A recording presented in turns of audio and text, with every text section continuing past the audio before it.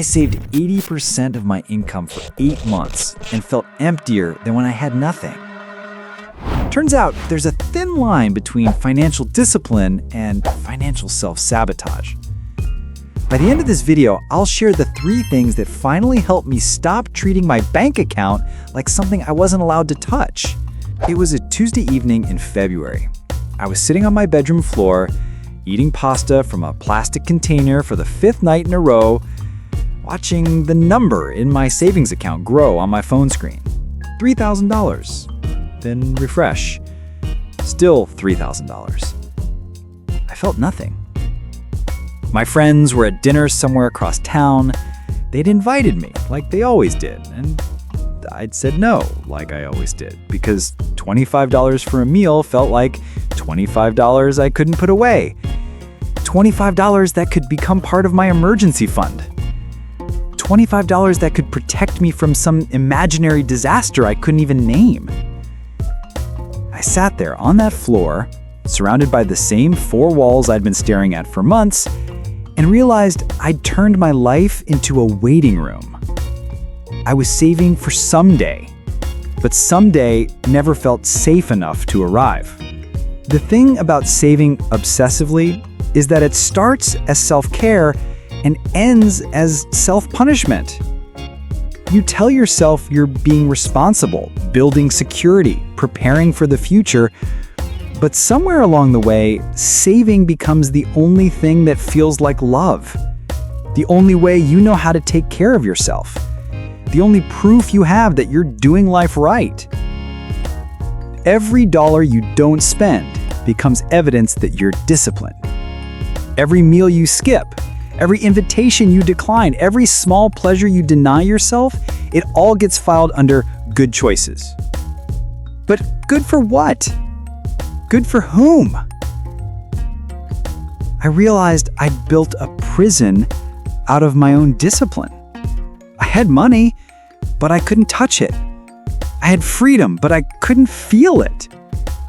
I'd become so afraid of not having enough that I forgot what enough was supposed to feel like. It's like being thirsty and standing next to a well you dug yourself, but you're too afraid to drink from it because what if you run out of water later? What if tomorrow is worse? What if having less means being less? Saving had become my identity. I was the person who said no, the person who planned ahead, the person who had their life together because their bank account kept growing. But identity built on deprivation isn't really identity at all.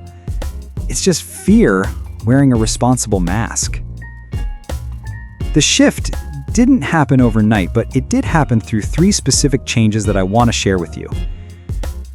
First, I created what I call a guilt-free spending amount.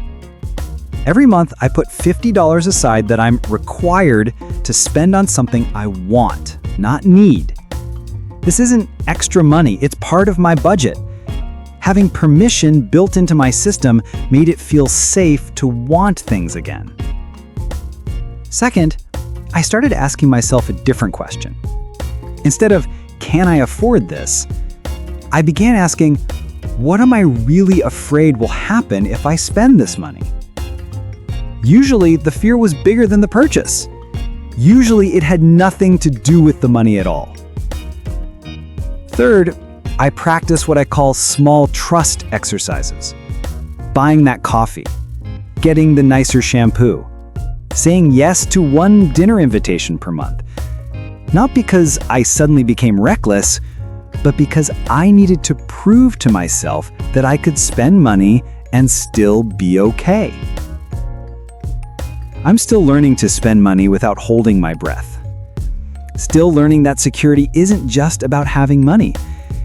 It's about trusting yourself to make choices with the money you have. It's about remembering that the point of saving isn't to never spend, it's to spend without fear.